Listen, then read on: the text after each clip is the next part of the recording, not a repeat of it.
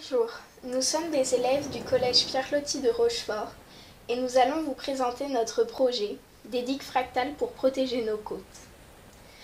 Nous avons initié ce projet en 2018 dans le cadre du Club Science à la pause méridienne. Nous voulions travailler sur les formes fractales et trouver une application innovante en lien avec notre région.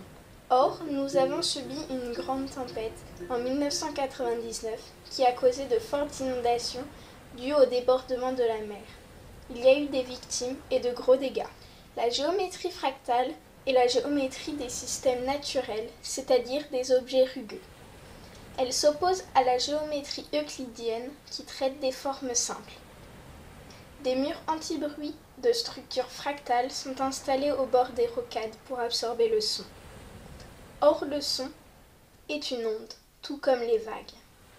Notre idée a donc été de créer des digues fractales et notre but, de rechercher si une digue de mer construite selon des plans utilisant la géométrie fractale pouvait être plus efficace que les digues existantes, soit mieux protéger les plages et les falaises, augmenter la protection de ports sans effet néfaste pour l'environnement, ensablement par exemple, diminuer la houle et les courants, diminuer l'énergie de la houle résiduelle, tout en favorisant l'écosystème en créant des récifs artificiels. Notre problématique est donc de savoir si des digues fractales peuvent être une solution au risque de submersion marine. C'est-à-dire, les digues et brise-lames de structures fractales peuvent-ils mieux absorber l'énergie des vagues et donc mieux atténuer l'onde réfléchie, la houle dans les ports, que les digues existantes? Et on a voulu savoir si un projet peut devenir réalité concrète. En 2018, nous avons réfléchi sous forme de croquis, schémas, à différents plans de digues, puis nous les avons pensés en volume. Nous les avons ensuite fabriqués à échelle réduite en polystyrène. Nous avons donc réalisé les maquettes de 3 types de digues. Des digues et brise-lames de référence comme la digue Gerland avec des trous cylindriques tous identiques, des digues à enrochement, blocs de pierre et tétrapodes, et des digues et brise-lames de notre création se décomposant en 3 plans perforés de carrés de taille décroissante mais aussi triangulaires. Les digues à base de triangles font référence au triangle de Sierpinski et celles en carré s'inspirent de l'éponge de Menger. Pour tester nos digues, nous avons construit un bassin à vagues de 1 mètre de long. Nous avons mesuré la hauteur des vagues avant et après la digue ainsi que la force des vagues avec un dynamomètre. Nous avons obtenu les résultats suivants. Pour les digues creuses, on voit que la hauteur et la force des vagues diminuent plus après les digues fractales qu'après les digues de référence. De plus, l'énergie de la vague réfléchie est plus faible pour les digues fractales que pour les digues lisses. Nos résultats étaient encourageants mais peu précis à cause de nos méthodes de mesure très artisanales et la taille de notre machine à vagues. Ces tests au collège ont montré une meilleure absorption de l'énergie des vagues par des digues dites fractales en comparaison à des digues témoins, digues pleines lisses ou digues à enrochement.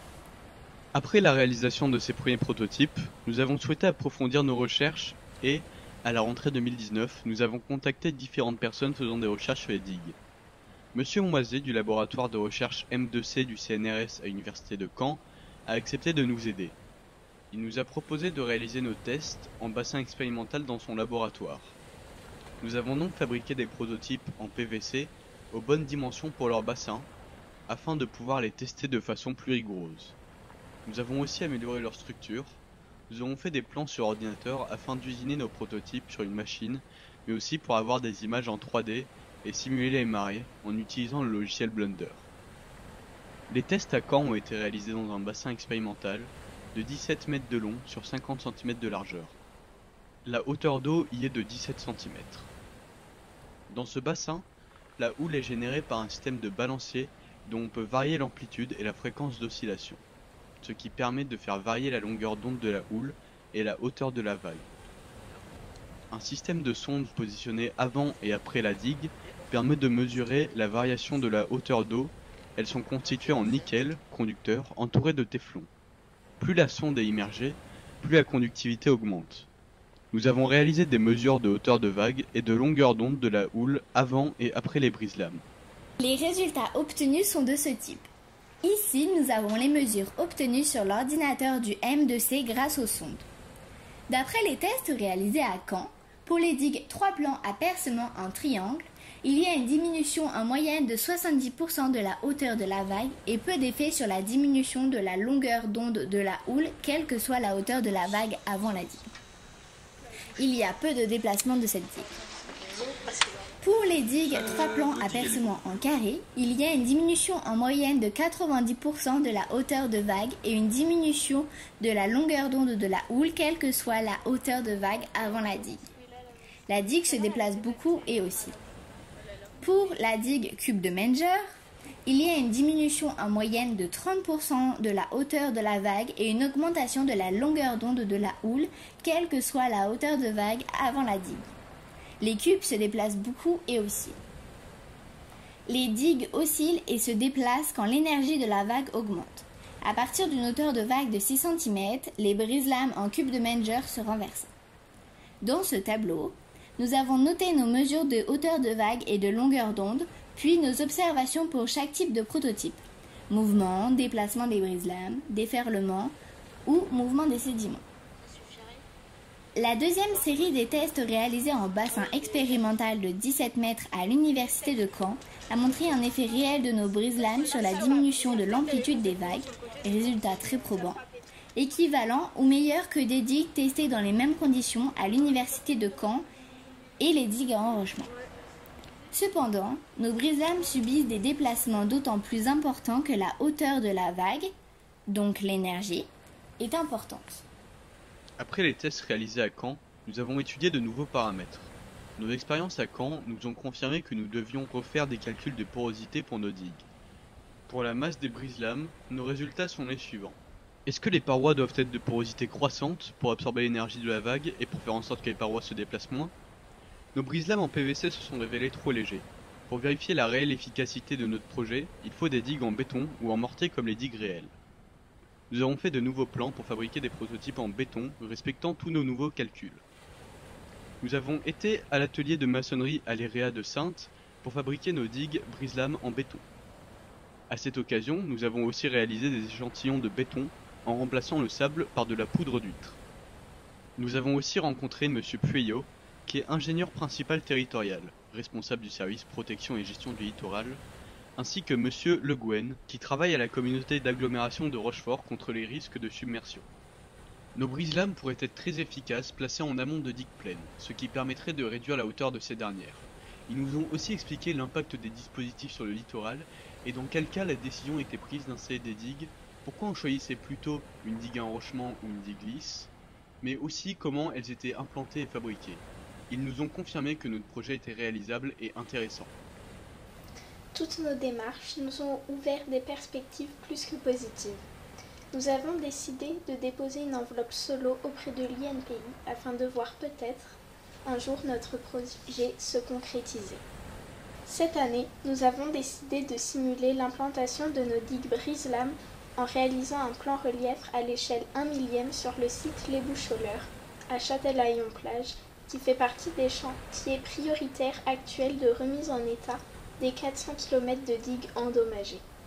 Un plan relief est un mode de représentation géographique en relief sous forme de maquette à l'échelle. Il permet une représentation réaliste des paysages et architectures.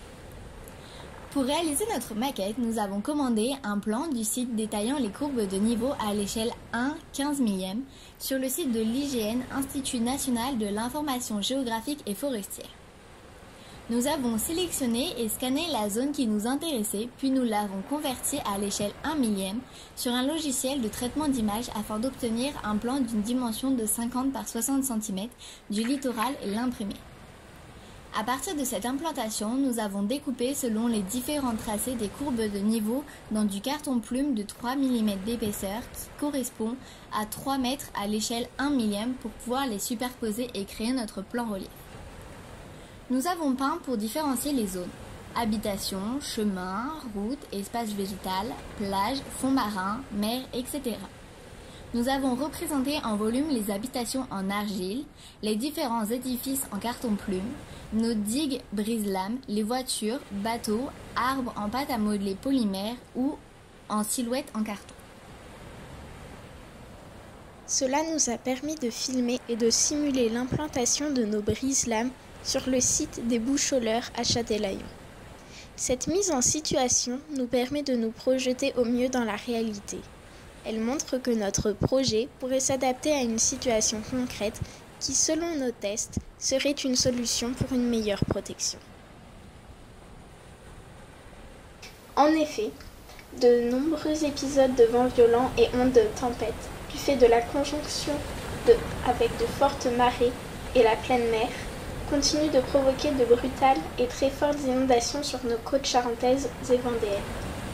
Il est urgent de trouver des alternatives aux digues existantes qui n'ont pas permis d'éviter le pire.